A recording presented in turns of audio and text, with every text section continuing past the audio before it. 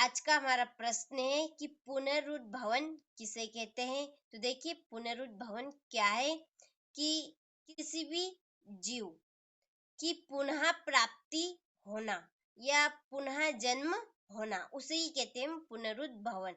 तो देखिए, किसी कारण से या किसी समस्या से किसी भी जीव के टुकड़े हो जाते हैं, तो जो प्रत्येक टुकड़ा है उससे दूसरे नए जीव का जन्म होता है या प्रत्येक टुकड़े से एक नए जीव का निर्माण होता है, उसे ही कहते हैं पुनरुद्भवन।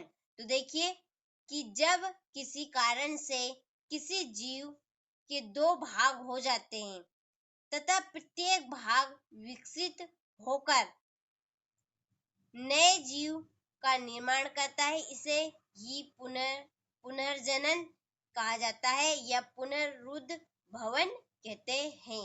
आपने देखा होगा छिपकली या प्लेनेरिया में, जब छिपकली के किसी कारणवश दो भाग हो जाते हैं तो दोनों भागों से एक नए जीव का निर्माण होता है, जिसे ही कहते हैं पुनरुद्भवन। तो आप यहाँ से अच्छे से स्क्रीनशॉट ले लीजिए इस प्रश्न का, और उदाहरण में आप लिखिएगा छिपकली और प्लेनेरिया।